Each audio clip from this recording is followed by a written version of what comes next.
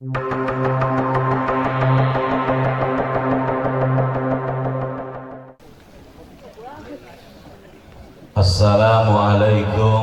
warahmatullahi wabarakatuh. Alhamdulillahi rabbil alamin. Allahumma sholli ala sayyidina Muhammadin. Qad hilati adrikni ya Rasulullah sallallahu alaihi wasallam. La haula wa la quwata illa billah, amma ba'du. Al-qail fi kitabihil aziz, bismillahirrahmanirrahim. Ala inna awliya Allah la khawfun alaihim wa la hum yahzanun. Alladzina amanu wa kanu yattaqun lahumul busra fil hayatid dunya wa fil akhirah. Al-ayah. Hadratil mukarramun yang tu bagus muliakan, tu bagus cintai, segenap para alim ulama, para kiai, para asatid wal asatidah, wabil khusus para imam-imam manaqib dan juga jamaah dzikir manaqib al-Baghdadi rahimakumullah. Alhamdulillah, syukur kita kepada Allah, sholawat serta salam tetap kita haturkan kepada junjungan kita baginda Nabi Muhammad sallallahu alaihi wasallam. Semoga pada detik malam hari ini barokah kedua orang tua kita masing-masing, amin. Barokah guru kita masing-masing, wabil khusus barokah Abah Kiai Haji Junaidi Al-Baghdadi, barokah dan keramatnya Sultan Aulia Syekh Abdul Qadir Al-Jailani radhiyallahu an, syafaat baginda Rasulillah senantiasa Allah limpah curahkan buat saya dan jamaah semuanya. Juga tidak lupa pula Allah limpah curahkan buat keluarga anak keturunan kita masing-masing. Dan sebab barokah, sebab keramatnya orang wali, keramatnya kekasihnya Allah, keramatnya orang yang dicintai oleh Allah, wabil khusus keramatnya Sultan Aulia Syekh Abdul Qadir Al-Jailani radhiyallahu an, juga syafaat baginda Rasulillah. Semoga keluarga kita, anak dan keturunan kita diberikan makom yang baik oleh Allah di dunia dan di akhirat. Allahumma. Apa sih makom? Kedudukan. Siapa yang bisa memberikan? Allah. Manusia hanya bisa mengejarnya, manusia hanya bisa menginginkannya, namun Allah lah yang mampu memberikannya. Maka kita memohon, menadahkan tangan, berdoa kepada Allah, ya Allah ya Rabbi, sababiyah, cipratan barokah para orang tua, barokah guru, barokah keramatnya kekasihnya Allah. Betul? Orang yang dicintai oleh Allah. Wabil khusus siapa? Sultan Aulia Syekh Abdul Qadir Al-Jailani pun syafaatnya baginda Rasulillah. Kita punya keluarga, kita punya anak turunan diberikan makomam mahmuda. Allahumma. Kedudukan yang baik, kedudukan yang mulia bagi Allah. Bagi Allah, selamat dunia, selamat di akhirat. Amin. Banyak orang yang selamat di dunia, namun belum tentu selamat di akhirat. Maka kita mohonnya sesuai dengan doa sapu jagat, Robbana atina fid dunya wa fil akhirati wa qina adzab benar, perfect, sudah sempurna, sudah. Orang-orang yang telah dicintai oleh Allah, maka orang-orang yang seperti itu adalah orang-orang yang sangat beruntung di dalam hidupnya. Kenapa bisa demikian? Karena ada satu buah jaminan langsung dari Allah. Jaminan di mana? Fid dunya wal akhirah. Lahumul busra fil hayatid dunya wa fil akhirah, akan dijamin hidup dunianya, akan dijamin hidup akhiratnya. Karena kehidupan tidak satu kali, kehidupan dua kali. Ada kehidupan yang sementara, kehidupan yang tidak kekal nan abadi, kehidupan yang fana, yaitu kehidupan di alam dunia. Setelah berakhir kehidupan di alam dunia, maka kita akan bertemu kepada kehidupan yang abad dan abada, kekal abadi selama-lamanya. Kehidupan yang kedua yaitu kehidupan di akhirat. Orang yang telah dicintai oleh Allah dan menjadi kekasihnya Allah, dia termasuk orang yang masuk jaminan keselamatan dari Allah. Lahumul busra fil hayati dunya wa fil akhirah. Dijamin hidup dunianya, Allahumma. Dijamin hidup akhiratnya, Allahumma.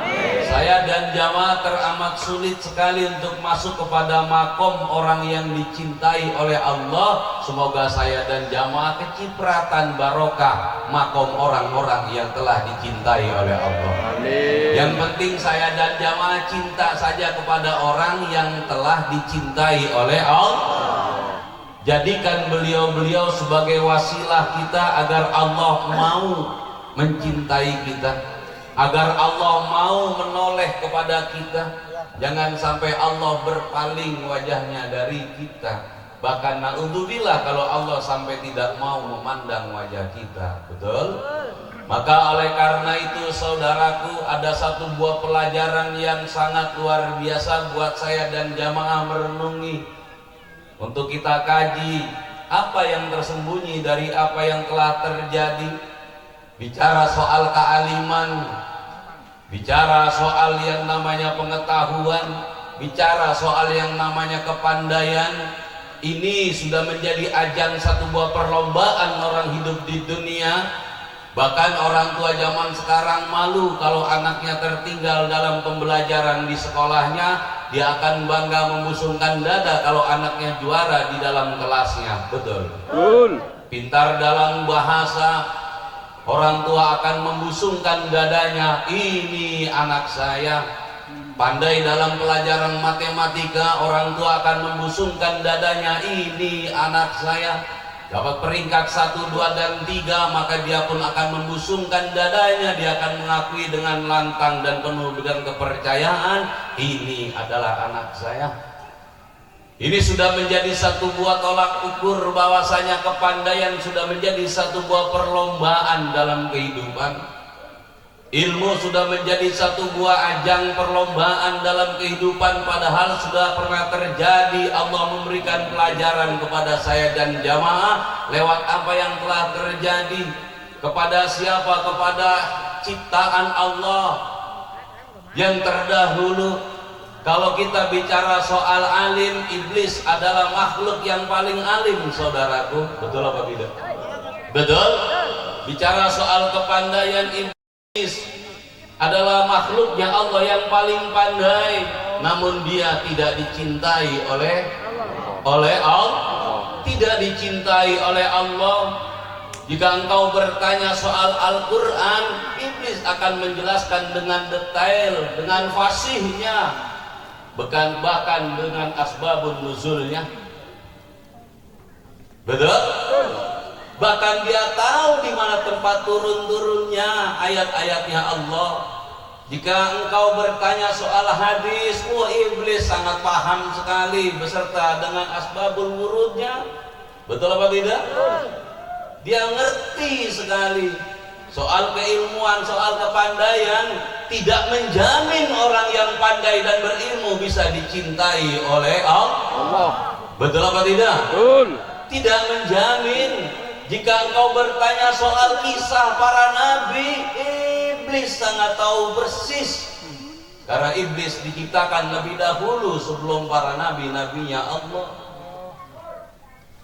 Namun ada satu buah penghalang yang menjadikan iblis tidak dicintai oleh Allah, bahkan mendapat usiran, kemurkaan dari Allah, diusir dari dalam surganya Allah karena hanya satu. Di dalam hatinya ada satu buah kata, aku lebih baik dari dia, aku lebih hebat dari dia.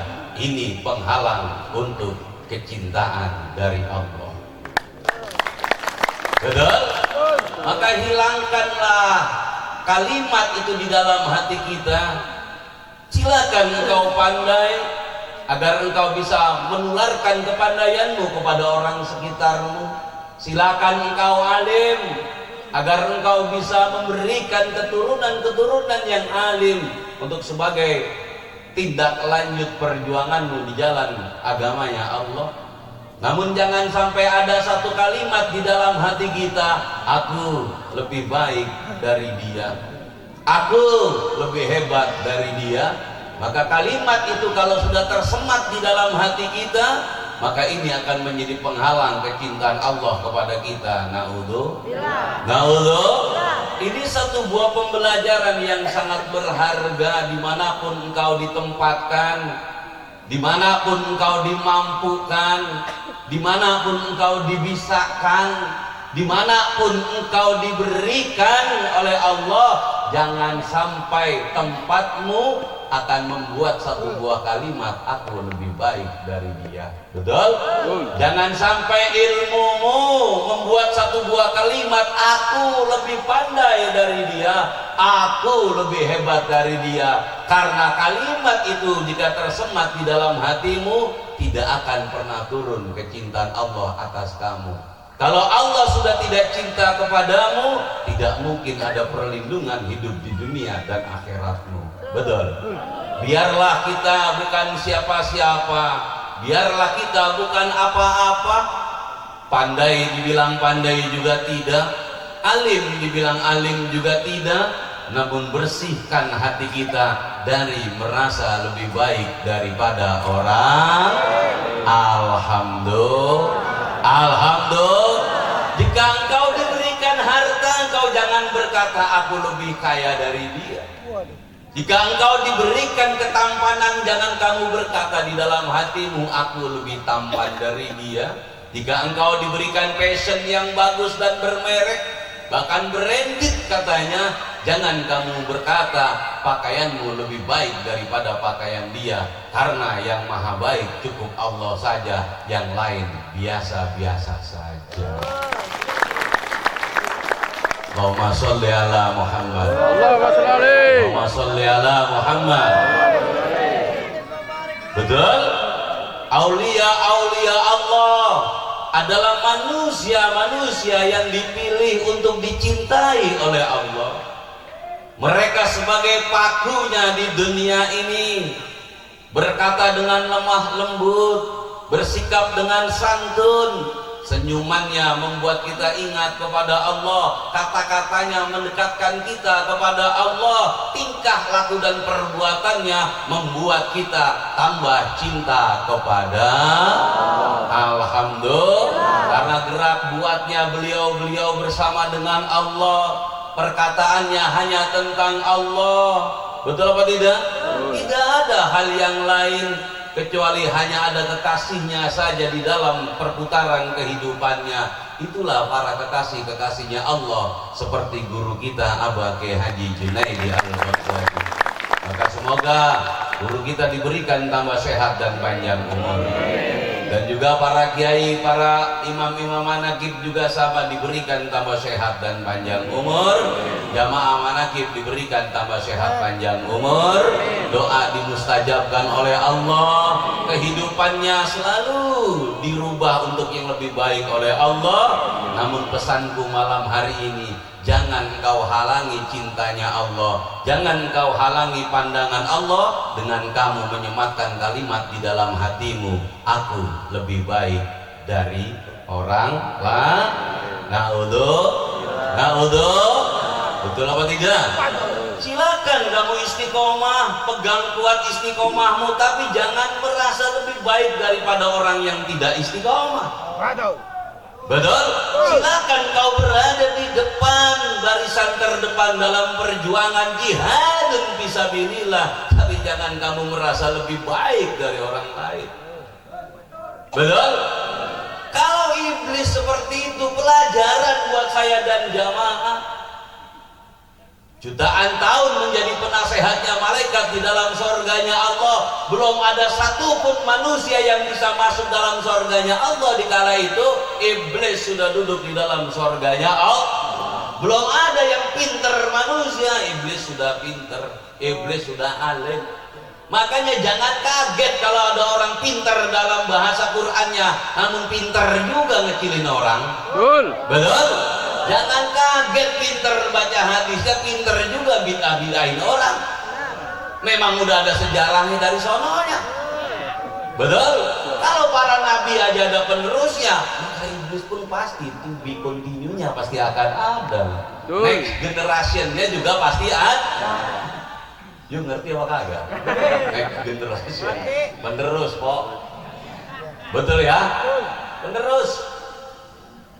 Ini ngomong-ngomong muara gemeng banjir apa kagak? Banjir. Banjir ya? Nagok udang berarti. Alhamdulillah nih. Ini bidadari dari Muara Gembong. Ada kain. Itu 20 tahun yang lalu bikin patah hati laki-laki 4 itu. 20 tahun yang lalu. Sekarang ya agak. Lanjut ya. Allahumma sholli ala Muhammad. Jangan kaget. Betul apa enggak? Jangan kaget kalau ada orang pinternya luar biasa tapi sombongnya luar biasa. Jangan kaget kenapa? Oh, turunan. Turunan siapa? Iblis. Situ yang ngomong bukan saya. Betul, ada orang alimnya luar biasa nggak keluar masjid, sekali keluar dia ngatain orang. Turunan. Betul? Memang sudah ada sejarah dari sananya. Yang terpenting kita kumpul malam hari ini, kumpullah dengan kehusuan kepada Allah. Kalau pesan guru kita madep, mantep, netep, nanceplah kepada Allah. Namun jangan sampai apa yang kamu lakukan akan mengukir satu buah kata di dalam hati, aku lebih baik dari orang lain. Naudzu. Jangan kamu disekolahkan oleh orang tuamu yang buta huruf. Setelah kau pandai, kamu merasa lebih pintar dari emak bapak lo. Bukan begitu, Iblis. Mentang-mentang emaknya nggak punya ijazah, bapaknya nggak punya ijazah, dia disekolahkan sama orang tuanya, banting tulang siang malam. Setelah lulus sekolah ngerasa lebih pintar dari emaknya, dari bapaknya. Emaknya baru ngomong sekata udah dibentak tulang. Mak tahu apa sih, Mak? Bapaknya baru ngomong udah diem pacul dia pegangin apa? Jadi ngomong masalah sekolahan kan begitu kebanyakan. Itu generasi iblis yang baru. Itu generasi siapa? Iblis. Jangan sampai generasi iblis. Betul? Kita mesti punya dua contoh, mau ngikutin Nabi Adam atau ngikutin iblis. Mau ngikutin para nabi apa mau ngikutin para musuhnya Nabi. Betul apa tidak? Kan itu aja yang kamu ikutin. Ihdinas siratal mustaqim siratal ladzina an'amta 'alaihim. Jalan orang yang terdahulu yang memperoleh nikmat dari Allah. Makin tambah pinter, makin tambah ngerendahin orang. Makin tambah jabatan, makin ngecilin orang. Makin tambah harta, makin jauh sama saudara. Betul apa enggak? Turunan iblis. Turunan iblis. Iblis yang ngomong jamaah bukan saya. Jadi kalau dendam sama dia aja. Hati lo. Betul apa betul? Lo iya turunan itu. Apa yang nurun sifatnya yang nurun. Betul? Iblis memandang Adam itu hanya bongkahan tanah dan juga disertakan air. Gimana sih jamaah kalau ingat tanah campur air mau duduk apa kagak? Itu pandangan iblis ke Adam kayak gitu dong. Becek banget. Iya. Betul apa enggak? Apa kata iblis? Ya Allah, kenapa harus dia yang jadi pemimpin? Saya lebih pandai, saya lebih pinter, ngapain dia yang jadi pemimpin? Kudunya yang pengajian rame gua. Bukan dia, kan begitu. Kata dia iblis. Dan kan iblis kalau mandang Adam tuh sama kayak mandang tumpukan tanah dicampur dengan air. Loh, bahan dasar kita apa? Tanah kan? Coba unsur tubuh kita apa? Ayo Pak. Tanah, air, angin, api, angin. 4. Angin mah jarang-jarang sekali keluar di bau. Lah, kan unsurnya manusia itu tanah, air, api, angin. Makanya ada marahnya wajar orang ada unsur apinya, kan gitu. Ademnya ada wajar ada unsur airnya. Hilang-hilangan kalau tagih utang wajar ada unsur anginnya. Yang namanya angin kan yang lewat kanan, lewat kiri, hilang-hilangan. Kemana si Anu ada di rumah baru bisa. Oh, unsur anginnya lagi main. Nget bini merongos baik, orang mana unsur api lagi main. Betul? Ada unsur tanahnya juga. Betul apa tidak? Unsur tanah kalau mau dikaji banyak lagi ya. Bisa menahan, ya enggak, gedung-gedung berdiri tingkat ada di atas tanah, pepohonan yang besar ada di atas tanah. Makanya wajar kalau ibu-ibu punya sabar ngurus anak. Kenapa? Ada unsur tanahnya. Anak mau bertingkah laku bagaimana, emaknya sabar, bapaknya sabar, ada unsur tanah. Betul apa tidak? Tapi sehebat apapun bangunan berdiri kokoh gagah, kalau tidak berdiri tanah, mau diri di mana? Tetap ada dasarnya, yaitu tanah. Makanya wajar kalau sampai jangan ada kalimat aku merasa lebih baik dari orang lain. Jangan sampai jamaah. Jangan sampai. Silakan istiqomah sholatnya, istiqomah ngajinya, istiqomah wiridannya, fasih dalam doanya, tapi jangan sekali-kali kamu dari amalan-amalan yang kamu lakukan tanpa kamu sadari itu akan membentuk huruf demi huruf aku lebih baik dari orang lain. Itu sudah masuk unsur iblis. Naudzubillah. Kalau sudah masuk unsur kesombongan, tanah akan retak dengan sendirinya. Karena tanah sehebat apapun juga akan kalah, ada kelemahannya. Sehebat apapun angin akan kalah, ada kelemahannya. Sehebat apapun api, setinggi apapun dia berkobar, dikasih air mati. Betul. Kita jangan sampai gembar-gembor istiqomah tanpa kita sadari dari langkah demi langkah istiqomah kita. Minggu berganti bulan, bulan berganti tahun, malah mengukir satu buah kata. Melihat orang tidak istiqomah, kamu langsung marah. Kenapa? Karena kamu anggap kamu lebih istiqomah dari mereka. Buat apa? Kamu ibadah minggu ganti bulan, bulan ganti tahun, tahun ganti tahun, kamu jaga ibadah kamu. Melihat orang tidak ibadah, kamu langsung marah. Berarti kamu kan merasa lebih mulia dari orang itu. Buat apa tahun demi tahun hanya mengukir kalimat aku lebih baik dari dia? Gak ada gunanya itu. Betul. Betul? Gak ada gak ada guna. Tuh iblis jutaan tahun karena satu kalimat itu diusir oleh Allah. Betul? Maka oleh karena itu mudah-mudahan kita termasuk orang dalam bimbingan Allah, hidayah Allah. Ya kita juga nggak bisa hadirin ke situ kalau nggak ada bimbingan Allah, nggak ada hidayah dari Allah, nggak bisa. Betul apa tidak? Saya dan jamaah sulit buat dibimbing Allah. Kenapa? Terlalu banyak salah, terlalu banyak dosa. Ya sudah, kita nyari bimbingan guru, nyari tuntunan guru. Betul apa tidak? Dah kita ngikut bimbingan guru, tapi kita jangan merasa lebih baik dari teman-teman yang lain. Betul? Ini saya bicara soal iblis. Kalau bicara alim, jangan kagum sama orang alim. Iblis lah alim, tapi kagumlah sama orang yang telah dicintai oleh Allah. Kagumlah sama orang yang telah disayangi oleh Allah, dilindungi oleh Allah. Kita harus kagum. Kenapa? Karena tidak gampang untuk memperoleh cintanya Allah. Allahumma